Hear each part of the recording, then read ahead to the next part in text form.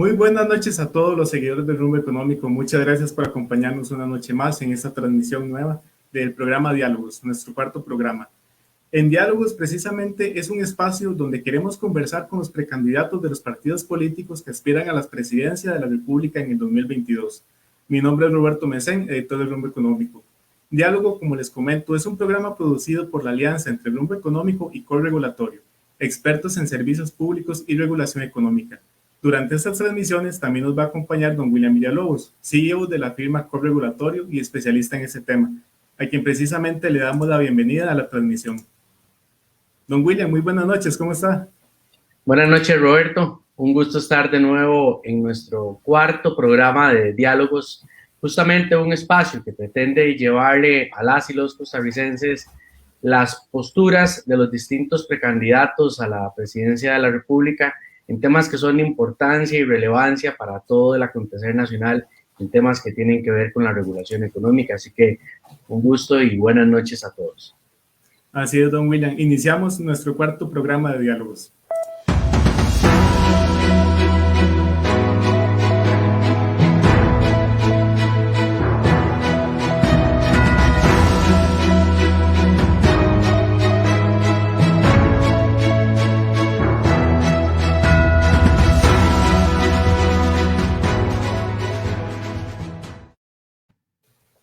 Y esta noche precisamente nos acompaña un precandidato del Partido Liberación Nacional, don Roberto Thompson, a quien le damos la bienvenida también a la transmisión.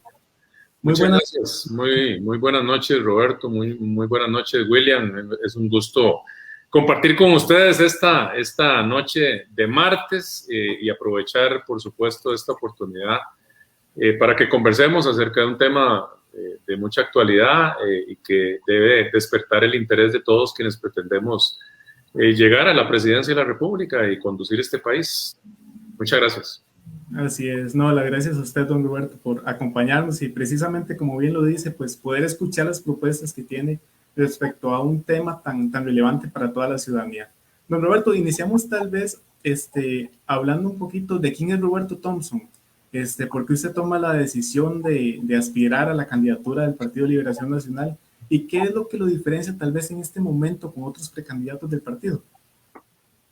Bueno, yo soy un costarricense como todos, que nací en Alajuela, muy orgulloso de mis orígenes, muy liguista, por cierto, a propósito de sufrimiento en fútbol, y por ahí veo un herediano también, así es que él me debe acompañar en ese sentimiento.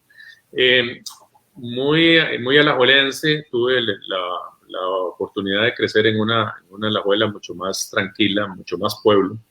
Estudié en la escuela y el colegio marista aquí en Alajuela y luego tuve la oportunidad de ingresar a la Universidad de Costa Rica, donde estudié como la mayoría de mi familia, mi abuelo, mis tíos, mi mamá, mis hermanos. Estudié Derecho, me gradué como abogado ya hace algunos añillos. Y bueno, a partir de entonces empecé con el ejercicio liberal de mi profesión, básicamente en el sector privado durante aproximadamente 18 años.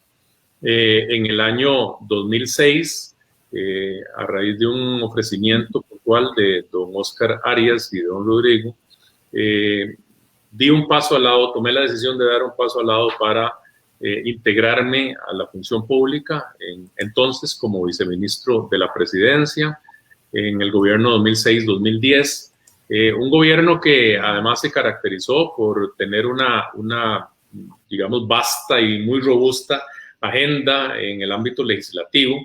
Ustedes recordarán, son más jóvenes, pero bueno, me imagino que recordarán, y muchos de los que nos escuchan, esa agenda que estuvo muy marcada por la discusión acerca del Tratado de Libre Comercio con los Estados Unidos, Centroamérica y República Dominicana, y 14 leyes de implementación que fueron caminando en una asamblea legislativa también fraccionada, donde había grupos políticos diversos y donde hubo necesidad de construir y generar los acuerdos necesarios para sacarlos adelante. Una asamblea legislativa que fue muy intensa en discusión, que además fue también paralelamente abordando una serie de temas importantes de la vida nacional. En aquel momento trabajamos en temas que probablemente hoy podemos discutir, que son la apertura del mercado de seguros, la apertura del mercado de telecomunicaciones, una agenda muy enfocada en el comercio internacional. En aquel momento el gobierno estableció las relaciones con China y fortaleció mucho los lazos a nivel internacional, sobre todo en materia comercial, para darle acceso a Costa Rica y sobre todo a los productores costarricenses, tanto en el caso de bienes como de servicios, un mercado mucho más amplio. Trabajamos durante los 4 años al lado de profesionales muy exitosos y logramos además aprobar la última ley de toda esta agenda de implementación, faltando 15 días para que terminara el gobierno, con 38 diputadas y diputados votándola a favor. Eso les puede marcar también, digamos, lo que yo he venido señalando como un exitoso proceso de gestión política. Algo que, pues, es débil de este gobierno. Y sin embargo, entonces, eso me permitió, pues, evidentemente, participar de grandes decisiones que se dieron en aquella oportunidad. En el año 2010, se me presentó la oportunidad de asumir un reto en el servicio público, pero también un reto personal, que fue la candidatura a la alcaldía del Cantón de Alajuela por el Partido de Liberación Nacional. Las elecciones fueron en diciembre del 2010, ganamos esa elección y empezamos nuestra gestión al frente de la municipalidad, al frente de la alcaldía en el mes de febrero del 2011. En esa oportunidad, recordarán algunos, fue un plazo mucho más largo porque tenía que ajustarse el periodo electoral a la elección de medio periodo y fueron cerca de 5 años y medio. Entonces pusimos mucho énfasis en el tema de recuperar no solo la historia, sino la identidad alajuelense, en generar una serie de acciones que posicionaran nuevamente a un cantón que estaba en ese momento pasando por una situación de mucho conflicto, sobre todo interno entre las autoridades políticas. Generamos un liderazgo que nos permitió en aquel momento liderar metros de construcción, dinamismo y empleo. Más de 10.000 empleos fueron generados en ese periodo en el cantón. Hicimos alianzas estratégicas con la academia, con el INCAE, con la Universidad Técnica Nacional, que fue también producto de ese esfuerzo que se hizo en el gobierno 2006-2010 y se fundó en el año 2008. Con las zonas francas, particularmente con la zona franca en el Coyol de Alajuela, impulsamos una serie de proyectos y apoyamos una serie de proyectos de inversión que generaron también mucho empleo, como la construcción del centro comercial más grande de Costa Rica y casi de Centroamérica, que hoy mismo genera cerca de 2.500 empleos. Y en el año 2016 nos presentamos a la reelección. Tuve el honor de resultar el alcalde más votado de la historia de este país y empezamos este segundo periodo que culminó en el 2018 cuando asumí la candidatura a la diputación por el primer lugar por la provincia de Alajuela. Y eso nos ha tenido los últimos 3 años en la Asamblea Legislativa, en donde, por supuesto, hemos tenido una agenda compleja, una agenda que nos ha obligado, sobre todo, a atender la situación fiscal del país, a la par del impulso de una serie de proyectos de reactivación de nuestra economía, muy condicionados por la situación de la pandemia, que tiene al país pues sumido en una crisis que evidentemente nos ha obligado a tomar decisiones complejas para enfrentarla y para atender a los distintos sectores que han resultado afectados. Así es que yo dividiría mi vida básicamente en 3 periodos. El primer periodo mucho más tranquilo, evidentemente, de la juventud, de los estudios. Un segundo periodo del ejercicio profesional en el área privada y un tercer periodo, los últimos 15 años, en el ejercicio de la función pública. Quiero agregar que tengo 3 hijos, tengo 2 hijas y un hijo. Tengo un maravilloso nieto que cumple 10 meses, que me estrenó como abuelo el año pasado. Y tengo una esposa extraordinaria, una mujer que admiro mucho, que se llama Shirley, con la cual comparto estos sueños y estas ilusiones. Ella también ha sido una persona que ha estado en el ámbito privado. Hoy es la directora nacional de la Cámara Nacional de Turismo y ha estado trabajando desde hace 3 años ahí, pero también ha ejercido en la función pública como directora nacional de Dinadeco, como asesora legislativa. Así es que compartimos mucho de todo este sueño que nos ha hecho dar un paso adelante para seguir aportándole al país. Don Roberto, y aquí me voy a permitir quitarle el don porque ciertamente por favor. Nos conocemos y bueno, pues me cuesta tratarte de don. Vamos a ver. Roberto, vos has sido, como bien lo mencionabas, 2 veces alcalde, ministro de la presidencia y actualmente diputado por la República. Desde su óptica actual, con ese bagaje, ¿cómo ve la situación actual de la prestación de los servicios públicos en Costa Rica? ¿Qué le falta a este país realmente para que la prestación de los servicios públicos se conviertan realmente en un catalizador de competitividad en el país? Bueno, yo creo que aquí tenemos, vamos a ver, esta es una pregunta bastante importante porque este país se ha sostenido en gran parte gracias a un esquema en donde ha permitido ir adelante con un proceso de, digamos, de atención de los principales servicios de la ciudadanía a partir de un esquema regulatorio, pero también a partir del esfuerzo privado. Nosotros, yo creo sinceramente que tenemos retrasos importantes en ese esfuerzo. Hay temas que tienen que ver con la competitividad país. Uno de los grandes retos que tendrá el próximo gobierno y que sin duda tendremos que abordar es mejorar esa competitividad en materia de infraestructura, pero también en materia de prestación de servicio. Obviamente nosotros nos sentimos muy orgullosos de instituciones como el Instituto Costarricense de Electricidad, fundado precisamente para llevar no solo bienestar, sino condiciones para poder desarrollar un país mucho más igualitario, para poder generar oportunidades, para poder generar empleo, para poder generar emprendimientos en todos los rincones del país.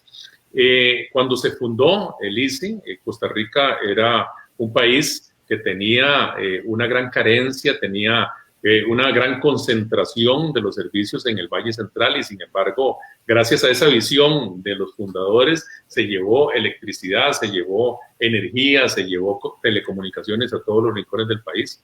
Pero bueno, este es un tema que hoy cobra mucho más vigencia porque tenemos tarifas eléctricas muy caras. Tenemos una situación compleja desde el punto de vista de la deuda del Instituto Costarricense de Electricidad. Tenemos la obligación de cumplimiento de una serie de normas regulatorias que todavía no se han implementado. Tenemos retos de implementación de, por ejemplo, la tecnología 5G. Y tenemos además un esquema tarifario que carga básicamente sobre el sector productivo el costo principal de todos estos servicios. Entonces yo creo que aquí tenemos que ya poner sobre la discusión, sobre la mesa, la discusión de la modernización del ICE, precisamente porque hoy somos, por supuesto, testigos de la necesidad de ir migrando hacia una serie de opciones que desde el punto de vista de energía limpia le daría mejores condiciones, sobre todo al sector productivo, para ser mucho más competitivos.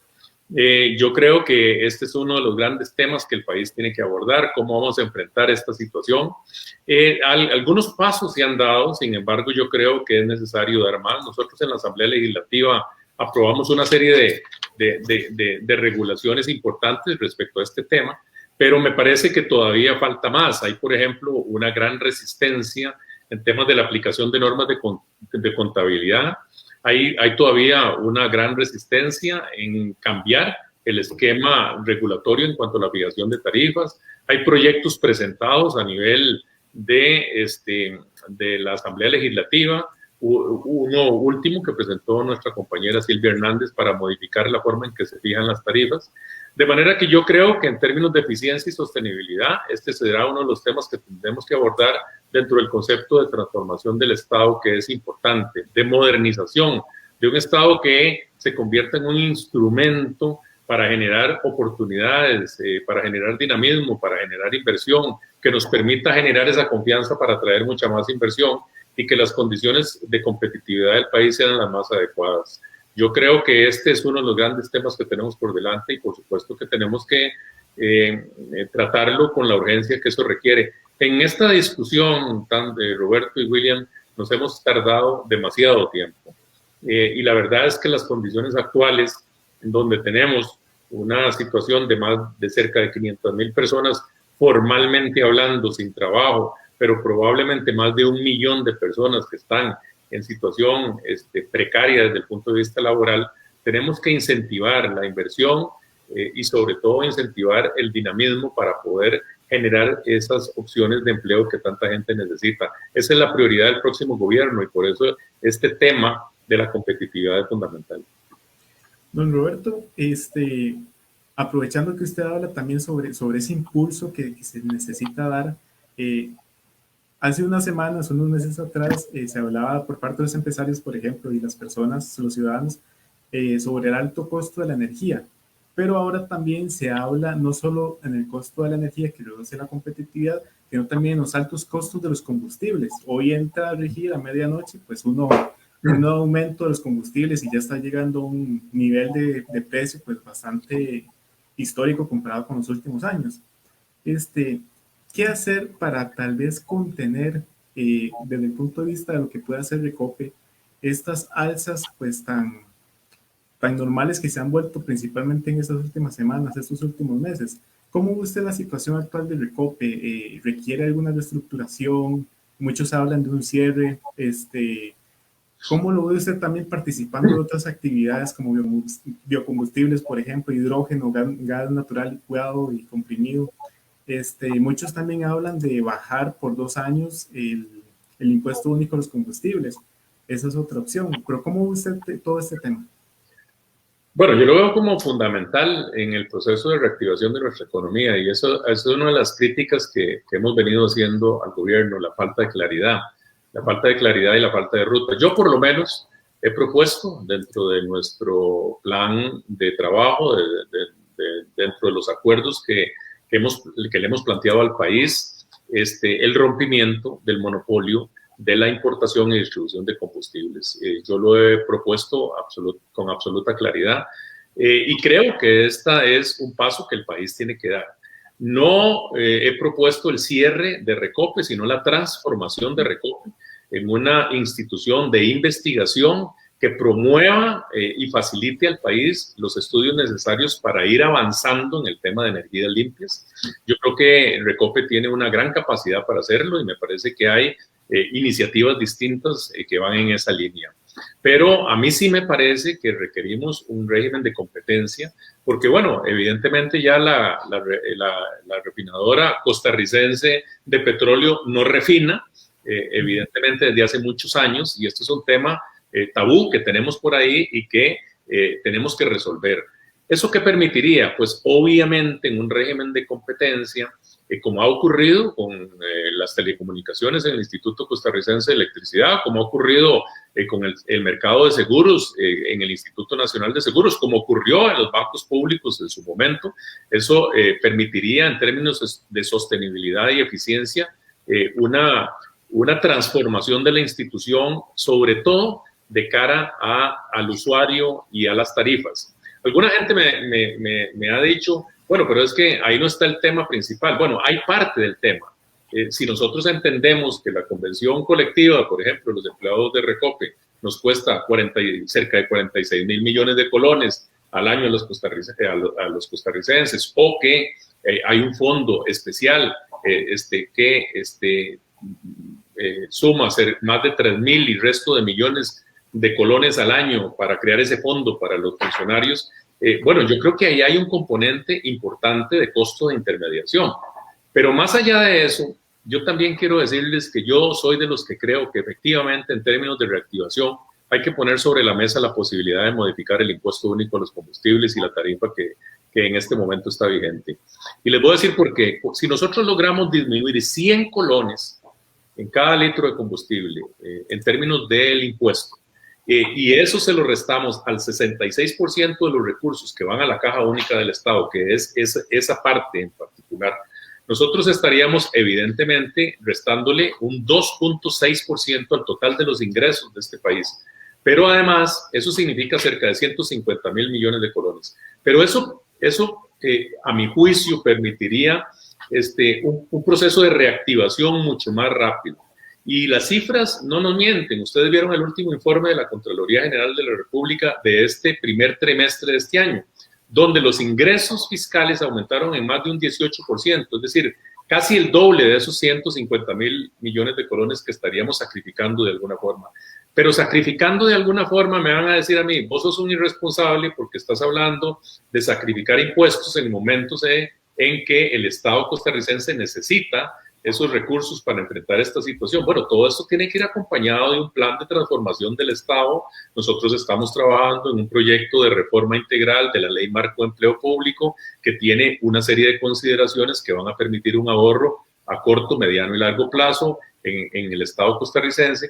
Pero además, yo sigo creyendo que nosotros tenemos que buscar incentivos para reactivar nuestra economía. Es la única forma en que nosotros podemos generar inversión y generar que nuevas empresas se fijen en Costa Rica. Hoy, ustedes dos, Roberto y William, saben que el mundo es extremadamente competitivo y que hay muchísimas empresas en el mundo que a raíz de la pandemia están instaladas en Asia, están instaladas en África, están instaladas en Europa, pero son empresas que podrían estar muy interesadas en venirse mucho más cerca. Para poder aprovechar las condiciones que tiene Costa Rica, necesitamos darle condiciones de competitividad e incentivos para que se instalen aquí. Eso es la única forma de generar oportunidades y empleo para mucha gente. Así es que yo estaría dispuesto a poner sobre la mesa la consideración acerca del impuesto único en los combustibles y eventualmente una rebaja, por lo menos por un periodo determinado. Bueno, justamente sobre eso, Roberto, que planteas, tocas un tema que es neurálgico y con esto introduzco la pregunta. Justamente, como alajuelense que sos y habiendo sido alcalde de esa zona, tenemos la zona del Coyol, uno de los hubs más importantes donde están instaladas las zonas francas de este país. Irónicamente es en la zona del Coyol donde hoy, por un esquema regulatorio que no tiene justificación alguna, no se les permite a esas empresas que están instaladas generar su propia electricidad, porque hay una disposición actual que establece un tope del 15%, en donde hoy de los circuitos eléctricos más importantes a nivel industrial, como es toda la zona del Coyol, no permite, a pesar de que tiene capacidad, una mayor capacidad de autogeneración. Y si a eso le sumamos que tenemos una tasa de desempleo en donde tenemos jefas de hogar cocinando en sus casas, haciendo actividades de microempresa, pagando tarifas eléctricas altísimas, tenemos además a los estudiantes recibiendo clases en las casas, a un ejército de conciudadanos teletrabajando desde su hogar. Todo eso dispara el consumo eléctrico y tenemos en nuestro entorno centroamericanos países como Guatemala con un 56% en tasas de tarifas eléctricas en media tensión mucho más bajas que Costa Rica. Ya vimos cómo en el pasado Vicesa tuvo que tomar la decisión de apagar uno de sus generadores justamente para llevarse la operación a Guatemala por el costo de la tarifa eléctrica.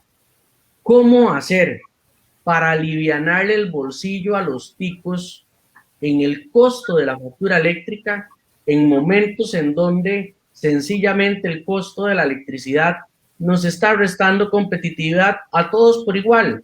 Lo sufre el ama de hogar, lo sufre el que está en las pymes y mipymes, y lo sufre el gran consumidor, el industrial, que también está generando fuentes de empleo, pero se debate entre o sostengo la operatividad de mi empresa, los empleos, o busco alternativas para autogenerar mi electricidad a un costo más barato, pero encima tengo un modelo regulatorio que ni pica leña ni presta el hacha. ¿Qué hacer para aliviar las tarifas eléctricas en este país? Bueno, yo pienso, William, que esto es una discusión ya en la cual llevamos varios años, ¿verdad? En la cual llevamos varios años y todavía no realizamos la importancia que tiene entrarle a este tema y que tiene que ver mucho con el nivel de endeudamiento del ICE. Esa es la realidad. Entonces, nosotros tenemos aquí un nivel de endeudamiento que anda alrededor de los 3.9 billones de colones de parte del ICE. Y eso por una serie de inversiones que se han hecho, sobre todo con una serie de negocios que se han implementado, pero también con el encarecimiento y la construcción de una serie de plantas hidroeléctricas, muchas de las cuales, por ejemplo, el proyecto de Iquis, que quedó pues, a medio camino y se invirtieron millones de dólares, y bueno, el traslado de todos esos recursos a la tarifa.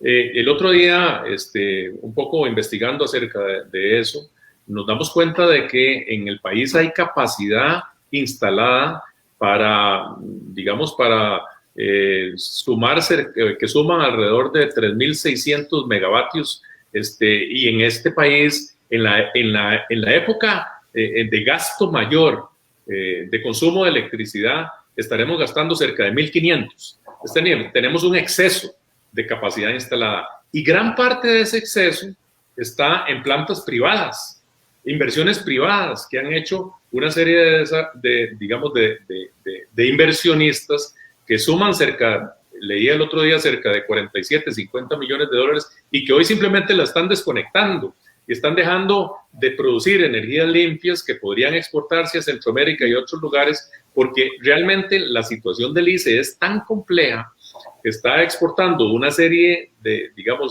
exportando energía a Centroamérica en condiciones, que no son las mejores dentro de la necesidad de apoyar al sector privado para que siga adelante emprendiendo, precisamente porque requiere recursos para enfrentar ese nivel de endeudamiento. Entonces, yo creo que aquí hay una telaraña que necesitamos empezar a limpiar para poder sentarnos a definir qué es lo que vamos a hacer en materia de competitividad país. Vos mencionabas un tema que tiene que ver con el Coyol. Yo te voy a mencionar otro tema, el turismo nacional. Es decir, las empresas turísticas, ¿verdad? Que en este momento tienen que seguir, a pesar, en muchos casos, del cierre, y cuando abren un momentito, se les dispara el consumo y entonces se les carga la tarifa a partir de ese consumo, y hay muchas empresas turísticas que están viendo a palitos la posibilidad de pagar los servicios públicos mínimos. Estamos hablando del agua, estamos hablando de la electricidad, estamos hablando de las patentes municipales, estamos hablando obviamente de los impuestos en términos generales. Entonces yo creo que el país requiere ya en este momento poner sobre la mesa ese tema. Y te voy a poner un ejemplo futbolero. La Liga Deportiva Alajuelense, dentro de esas regulaciones, obtuvo la autorización para instalar paneles solares en el techo del estadio Alejandro Moreno Soto. Yo no recuerdo bien números, pero me parece que la electricidad que pagaba el equipo normalmente sumaba varios millones de colones. En este momento es una suma bastante ridícula, porque genera su propia electricidad y ahí están los paneles encima del estadio y de las graderías del estadio. Entonces yo creo que el país tiene que poner sobre la mesa esa discusión. El Instituto Costarricense de Electricidad es una institución que ha sido fundamental en el desarrollo de este país, pero también hoy enfrenta una circunstancia bien compleja que exigirá una reestructuración de la deuda, que exigirá la posibilidad de seguir apoyando a los generadores privados, que exigirá una reingeniería total para poder enfrentar las nuevas condiciones. ¿Y las nuevas condiciones cuáles son? Generar oportunidades y generar empleo. La zona franca del Coyol, la zona franca de Cartago, la zona franca de Heredia, tienen que tener condiciones para poder desarrollarse y en eso tenemos que entrar. Y justamente, y perdón a mi coanfitrión Roberto Mesén por este cambio de guión, pero es que me acaba de surgir una pregunta obligada. Roberto, usted es liberacionista, usted es socialdemócrata, el ICE nació en un gobierno de liberación nacional. Le pregunto, ¿se nos agotó el modelo solidario en el sector electricidad? Bueno, yo no creo que se nos haya agotado el modelo solidario, pero sí requiere una revisión profunda. ¿Por qué? Porque, vamos a ver, el principio de la socialdemocracia es un principio que va enfocado sobre todo al bienestar de la gente y sobre todo al bienestar de la gente que menos, de los sectores menos favorecidos de nuestra sociedad. Y eso pasa por atender una problemática que hoy es fundamental, que es la problemática de la generación de oportunidades y generación de empleo. Es la única forma de combatir la pobreza y la desigualdad. Y eso es lo que tiene que concentrar todos nuestros esfuerzos. Entonces, todo el Estado, el aparato del Estado, tiene que transformarse en un instrumento que permita esa generación, esa atracción de inversiones y esa generación de empleo. Entonces, a mí me parece que el concepto es absolutamente válido y claro dentro de la propia socialdemocracia. Yo insisto, el ICE ha sido una institución a la que el país tiene que agradecerle profundamente todos estos años. Ha sido fundamental en el desarrollo del país, pero bueno, ha habido decisiones que se han tomado particularmente en los últimos años que no tienen que ver precisamente con esa eficiencia y esa sostenibilidad. Una deuda del tamaño de la que tiene el ICE es casi que inmanejable. Y entonces, si vos trasladas todas esas obligaciones y el costo de intermediación a las tarifas eléctricas, evidentemente vas a tener una distorsión y esa distorsión te va a afectar en términos de competitividad país y así no puedes competir en un mundo cada vez más globalizado. Así es que yo creo que ese es un tema que desde ese punto de vista tenemos que revisarlo y ponerlo sobre la mesa. Perfecto. Don Roberto, también otro tema que afecta muchísimo a las personas y los ciudadanos acá en el país es el tema de la movilidad. Para nadie es un secreto que las presas muchas veces son insostenibles, ¿verdad? Se ha hablado mucho en el tema de movilidad, por ejemplo, de la sectorización del transporte público, pago electrónico, la intermovilidad, entre otros temas, el tren eléctrico también. Estos puntos llegan a solucionar el problema actual que se vive a nivel de movilidad en el país. Siempre. Y creo que hace falta más. Sí, siempre recuerdo esa discusión porque la eterna discusión entre hacer más infraestructura y obras viales y disminuir la cantidad de vehículos a través de un sistema de transporte público eficiente. Yo tuve la oportunidad, siendo alcalde, de estar en la ciudad de Medellín. Yo no sé si han estado alguno de los dos en Medellín, pero es impresionante el sistema de transporte público de Medellín, ¿verdad? Que tiene que ver con todos los componentes y sobre todo enfocado en la gente más humilde de la ciudad. Cómo atraer a la gente más humilde de las grandes barriadas que ves en las colinas elevadas esas, que rodean Medellín, cómo traerlo a través de todo un sistema de transporte público que va entrelazado uno con otro y cómo hacer para que la ciudadanía se enamore y que además considere parte de sí, de su propiedad, ese tema de la movilidad. Y bueno, yo creo que por ahí es donde tenemos que atacar ese tema. Ese es un tema de los que más me apasiona a mí, porque yo, digamos, primero que todo soy un enamorado del tren. Yo todavía no entiendo cómo este país renunció a tener el tren de carga y el tren de transporte de pasajeros en aquel momento. Me parece que fue un grave error. Yo entiendo que la situación en aquel momento tenía otras realidades, pero la verdad es que yo he estado en Limón, he estado en Punta Arenas. El tren no solo transporta a las personas y transporta la carga, sino que además le da dinamismo a todas las localidades alrededor. Ustedes están muy jóvenes, pero yo iba con mi abuelita a Punta Arenas y la bajada, la parada fija era en Orotina a comprar. Limón. Exactamente, cuando iba uno para Limón, ¿verdad? Entonces yo creo que todas esas cosas son parte de la reactivación que el país requiere. Entonces, vamos, en términos de movilidad, tenemos que hacer un esfuerzo en dos grandes áreas que me parece a mí. Modernizar el transporte público en alianza con los operadores privados, tenemos que hacer un gran esfuerzo. Yo creo que ya deberíamos dejar de discutir el tema del cobro electrónico, esas son cosas que ya deberían estar implementadas desde hace muchísimo tiempo. Incluso en este país es tan complicada la cosa que hay hasta proyectos de ley para poder implementar ese tema. Aquí debería ser a través de decisiones administrativas y de acuerdos concretos con el sector. A mí me parece que la idea del tren eléctrico sigue siendo muy importante. Yo creo en el ferrocarril. Lo que pasa es que sí, en la Asamblea Legislativa hemos manifestado dudas respecto al proyecto que este gobierno en particular presentó, sobre todo en temas de sostenibilidad y de cómo vamos a darle esa sostenibilidad a corto, mediano y largo plazo. Pero yo soy un defensor del ferrocarril. Cuando yo fui alcalde, la municipalidad participó en la construcción de las terminales, en la construcción, incluso en la reparación de la línea férrea. Llevamos el tren nuevamente a Alajuela, el trencito que tenemos aquí, pero nos sentíamos muy orgullosos de que los alajuelenses se pudieran trasladar en tren a Heredia, a San José, de manera que yo en ese aspecto soy un convencido de que tenemos que ir adelante en un proceso de movilidad. Déjeme contarle algo. Un empresario, el gerente de una de las compañías del Coyol, precisamente, William, de una compañía cuyo CEO era japonés, me parece, cuando yo era alcalde, decidió que había, digamos, de que tenía un interés en ampliar la planta en Costa Rica. Vino a Costa Rica y llegó al aeropuerto Juan Santamaría para trasladarse a la planta que está en el Coyol. Bueno, cuando venía de camino, se encontró con la presa que se hace ahí a la entrada del Coyol.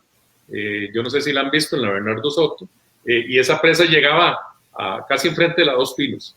Y tuvo que esperar el japonés cerca de 2 horas para llegar a la empresa, desde el aeropuerto Juan Santamaría hasta la empresa.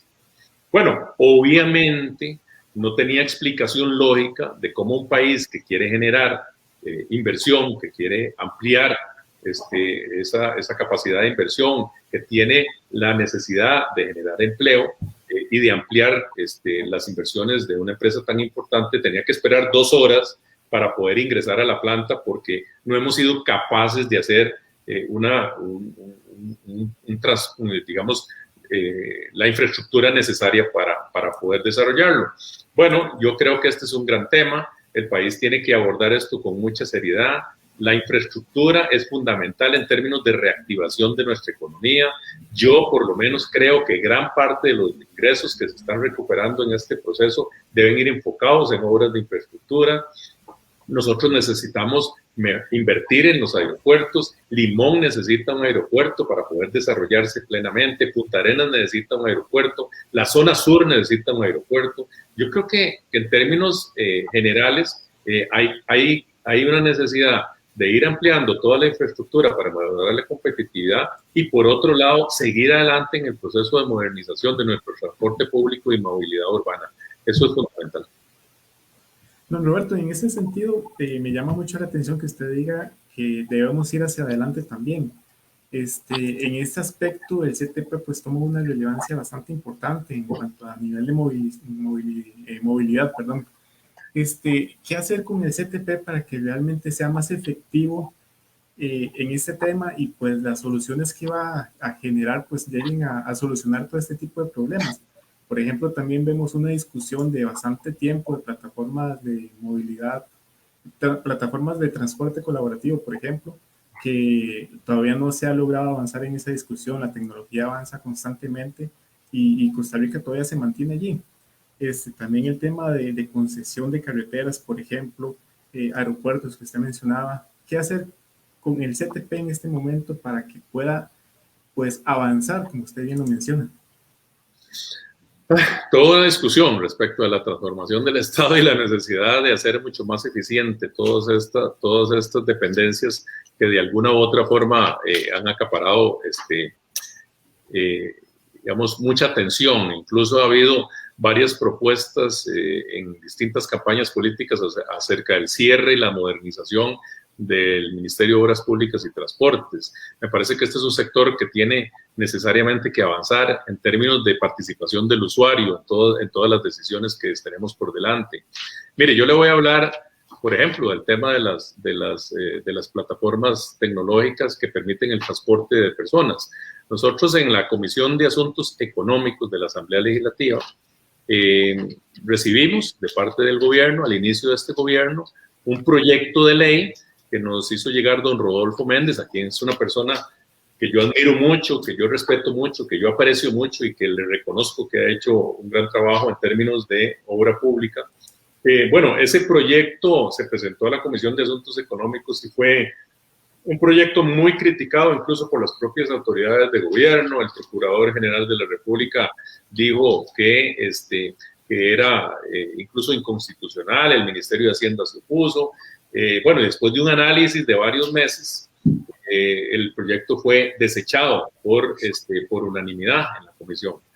En la comisión, que está integrada por diputadas y diputados de distintos partidos políticos, logramos generar un gran consenso respecto de un texto alternativo que realmente pusiera el acceso al servicio, el usuario y el costo en el centro de toda esta actividad, porque al final de cuentas eso es lo que interesa. Lo que interesa es que el usuario tenga posibilidades de acceso rápido, eficiente, seguro y a un costo menor. Y esto no quiere decir que estemos hablando de afectar los derechos adquiridos de los concesionarios del servicio, porque yo también creo que tiene que haber una transformación en términos de eficiencia y de sostenibilidad de ese servicio. Bueno, nosotros logramos un gran consenso y firmamos un proyecto de ley, lo anunciamos al país en septiembre del 2019, que era un proyecto que iba en esa línea, de un marco regulatorio que incluso, déjeme decirle que los propios concesionarios, lo que llaman los taxis rojos, estaban de acuerdo en equiparar la cancha. Bueno, ese proyecto se presentó, ese proyecto se publicitó, es un proyecto que está en la agenda legislativa y el gobierno simplemente no lo convocó en ese primer periodo de sesiones extraordinarias durante esos 5 meses, no lo convocó en el mes de agosto y no lo ha convocado hasta la fecha en este periodo de sesiones extraordinarias. No ha habido ningún interés de parte del gobierno de ir adelante en este proceso. Y yo creo que es un proyecto necesario, que generó un gran consenso a nivel de la Asamblea Legislativa y que va en la línea de modernizar y adaptar el transporte de personas a las nuevas realidades, en donde además tenemos una obligación de generar oportunidades y empleo para muchísima gente, para miles de personas que hoy viven a partir de ese esfuerzo y de ese emprendimiento. Así es que yo creo que tenemos que seguir avanzando en esa línea, con una mayor participación de los usuarios en la toma de las decisiones, establecer, por ejemplo, insistir en temas de eficiencia, en los plazos que son perentorios de la administración pública. Mire, yo estuve en la alcaldía y yo sé lo que es del otro lado tener que sufrir por los plazos que, a pesar de las leyes que se han dictado en este país, no se cumplen. Lo más preocupante en términos de desarrollo es que nosotros en Costa Rica hemos perdido el sentido de urgencia y yo esperaría que la pandemia realmente nos permita recuperar ese sentido de urgencia para tomar las decisiones que tenemos que tomar en términos siempre del usuario. Y ahí me refiero al usuario en lo que hablamos del costo de la electricidad, en lo que hablamos del costo de los combustibles, en lo que hablamos en este tema del costo de los servicios de transporte. El usuario debe estar por encima de las consideraciones. Las fijaciones de las tarifas deben estar pensadas en el usuario y no en atender solo las necesidades de la institución. Y desde ese punto de vista yo creo que todo esto implica un cambio de concepto relacionado con lo que el país tiene que ofrecer, no solo al costarricense, sino a muchas otras empresas que quieren venir a invertir y a generar empleo. Bueno, justamente sobre eso, Roberto, ciertamente en materia regulatoria el eje y el centro de toda regulación siempre es el usuario. Yo tuve la dicha de que el primer sector regulado con el que tuve experiencia en estos 10 años fue precisamente el sector telecom y luego pasé a energía. Justo recién dada la apertura, apenas con escasos 11 meses de haberse dado la apertura. Y ahorita este país está viviendo el flagelo de los pesos dantescos y bofos del aparato estatal. Hoy tenemos una fragmentación entre las familias que tienen capacidad adquisitiva para tener a los hijos en un centro privado y que sus clases no se vean interrumpidas porque tienen en sus hogares conectividad para estar recibiendo las clases desde una tableta, desde un celular o desde una computadora. Y por otro lado tenemos al inmenso batallón de niños y niñas en el sector público, en donde hoy el sistema educativo está suspendido. Como si no fuese poco ya las huelgas de años anteriores. Y en paralelo tenemos una bolsa dantesca que se llama Fonatel, y yo que he tenido la posibilidad de asesorar a distintos operadores telcos, todos los años contribuyen al pago del canon de regulación que va directo a las arcas de Fonatel. Y por otro lado tenemos al Banco Nacional como fiduciario de los fondos que administran los recursos de Fonatel, y por otro lado nos cuentan que el ICE es uno de los principales adjudicatarios en muchos de los programas que la SUTEL a través de Fonatel desarrolla. ¿Qué hacer para lograr realmente la reducción de la brecha digital en este país y que en tiempos tan difíciles como los pandémicos que estamos viviendo no tengamos a los niños y las niñas con un ciclo lectivo suspendido simple y sencillamente porque 11 años después de la apertura en el sector telco todavía no podemos llevar internet a muchos de los hogares costarricenses cuando están los recursos, cuando los operadores todos los meses están pagando el canon de regulación? Y tenemos por otro lado, curiosamente, con esto cierro mi intervención, a la presidenta ejecutiva del operador incumbente, entiéndase el ICE, diciendo que es que la 5G solo sirve para gamers, para ver películas en Netflix y para utilizar videojuegos. ¿Qué hacemos? Tremendo tema, William. Un tema que ha estado absolutamente vigente en los últimos días a raíz de lo que ha informado el Ministerio de Educación. Y lamentable porque ni siquiera requiere de una ley. Ya lo dijo la Contraloría General de la República, la ley existe, los fondos existen. Lo que existe aquí es una desidia y una falta de liderazgo para poder llevar adelante con prontitud la ejecución de los proyectos que se requieren. Vos mismo sabés que ahí está la plata. Este no es un problema de plata.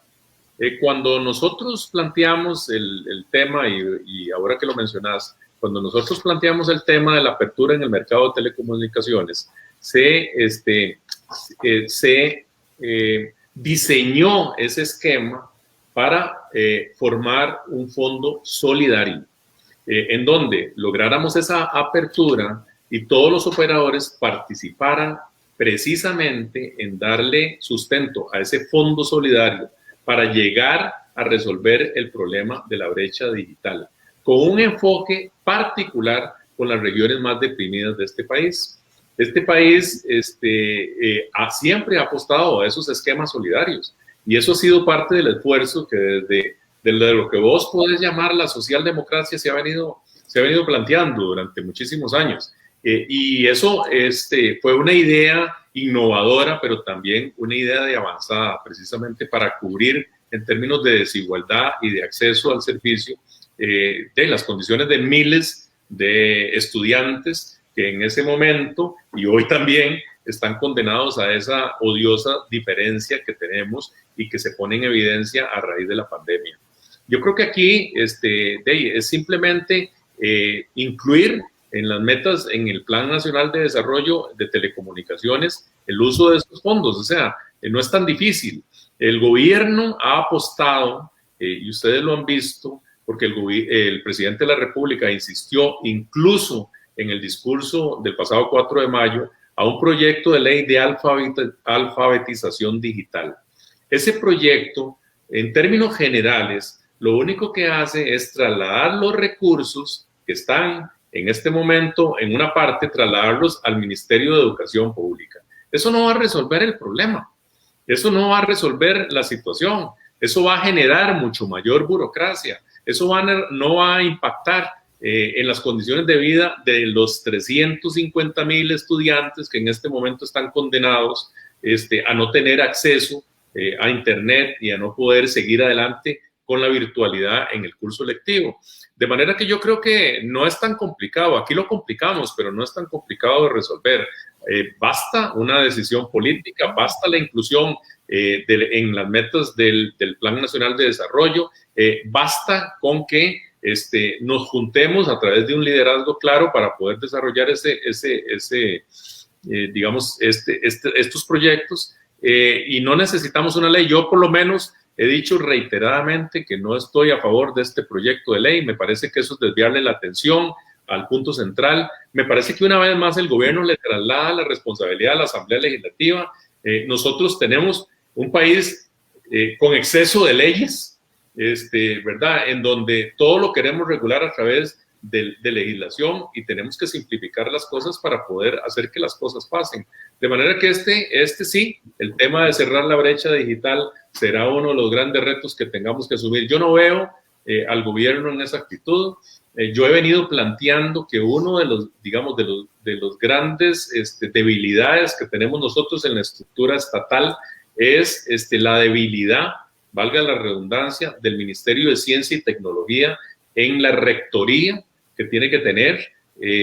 Hoy en día es fundamental el tema de la rectoría del Ministerio de Ciencia y Tecnología para poder ir avanzando en todos estos procesos. El conflicto que tiene el ICE con la devolución de las frecuencias para poder desarrollar el tema de 5G es fundamental y seguimos discutiendo eso, pero eso probablemente tiene otras consideraciones que ustedes saben cuáles son con respecto al manejo de la red 5G. No puede ser que estemos discutiendo eso en momentos en que requerimos precisamente ir migrando hacia las nuevas tecnologías, de manera que yo creo que aquí hay una decisión que tomar país y es darle al Ministerio de Ciencia y Tecnología una presencia y un liderazgo mucho más preponderante en el próximo gobierno. Don Roberto, lastimosamente nos va ganando el tiempo últimamente está pasando muy rápido. Estamos en lo que llaman en las a priori, digamos. En las a priori. Los sacricistas así le llaman ciertamente. Fuimos víctimas nosotros, sí. Yo veo que Roberto se ríe mucho cuando yo hablo de Saprissa y esas cosas. No, yo soy de uno de los grandes acá en el país, de Cartago, pero... Ahora. Muy bien. No, como le comentaba Roberto, lastimosamente nos va ganando el tiempo, entonces queremos pasar ya a la última sección de diálogos, que es una sección que nos gusta mucho y le pusimos como nombre a favor o en contra. Y la dinámica de esta sección es que don William y yo vamos a hacer una afirmación cada uno, son 5 en total, y usted la responde si está a favor o en contra de esa afirmación. Muy bien. Entonces, inicio. La primera sería, don Roberto, apertura del mercado eléctrico. A favor. Explotación minera en Costa Rica. Yo tengo serias dudas con respecto a ese tema. Yo he planteado, en el caso y déjeme ampliar un poquito, en el caso del petróleo y del gas, he manifestado que estoy de acuerdo en la prohibición completa de la exploración y explotación de gas, de petróleo y gas natural. Obviamente hay un tema que tiene que ver con la recuperación del control del desastre ambiental que hay en Cruzitas y yo creo que desde ese punto de vista lo primero que tiene que hacer el país es tomar en consideración y realizar acciones muy concretas para detener el desastre que estamos viviendo allá, que está viviendo la zona. La tercera va un poco ligada a esta, exploración y explotación de petróleo en Costa Rica. No, yo estoy en contra. Regulación de las plataformas de transporte colaborativo.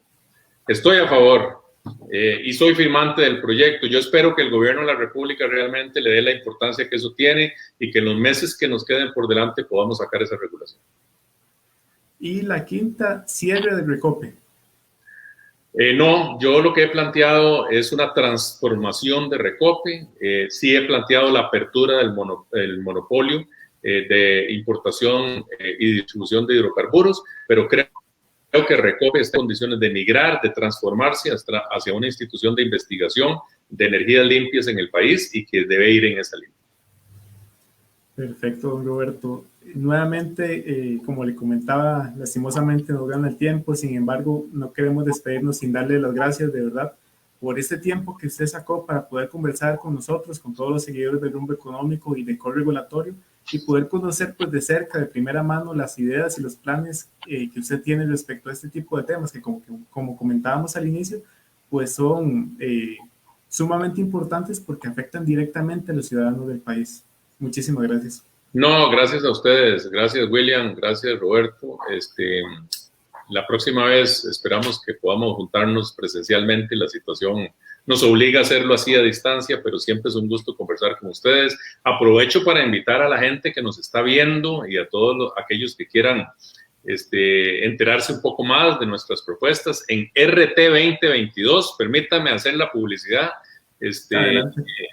y ahí podrán revisar las propuestas y también a invitarlos a votar el próximo domingo. Yo creo que es fundamental. Lo único que necesitan para votar es la cédula en mano, una mascarilla, alcohol en gel y un lapicero. Y con eso podemos hacer un verdadero cambio y construir el futuro que tanto deseamos para las y los costarricenses y sobre todo para las próximas generaciones. Muchas gracias por darme la oportunidad de participar y un saludo y un abrazo para los dos. Gracias. Muchas gracias. De parte de Corregulatorio y Rumbo Económico, agradecerte el que hayas aceptado la invitación a esta entrevista, a este conversatorio. Como siempre se lo decimos a todos los precandidatos que hemos estado entrevistando en estos días, felicitarlos por la decisión patriota de presentar su nombre en aras de adecentar la democracia costarricense y la política costarricense. Solo eso amerita ya una felicitación por la simple decisión de postular el nombre. La mejor de las suertes, como se la deseamos a todos los candidatos. Y bueno, las puertas quedan abiertas de parte de Corregulatorio y Rumbo Económico a una próxima entrevista en mejores condiciones. Fuerte abrazo. Gracias. Muchas gracias. Buenas noches. Buenas noches y muchas gracias a todas las personas que nos acompañaron en esta transmisión y les comentamos, aprovechando que con don Roberto cerramos el bloque de entrevistas con los precandidatos del Partido Liberación Nacional, ya que don Rolando Araya, don Carlos Ricardo Benavides y don José María Figueres, pues por temas de agenda, según nos indicaron sus equipos, no pudieron aceptar la invitación que les externamos hace varias semanas atrás para participar en diálogos. No obstante, también los invitamos a la próxima entrega de diálogos, que será el jueves 3 de junio a las 7 de la noche también, y tendremos a don Welmer Ramos, precandidato del Partido de Acción Ciudadana. Nuevamente les damos las gracias y muy buenas noches a todos. Buenas noches.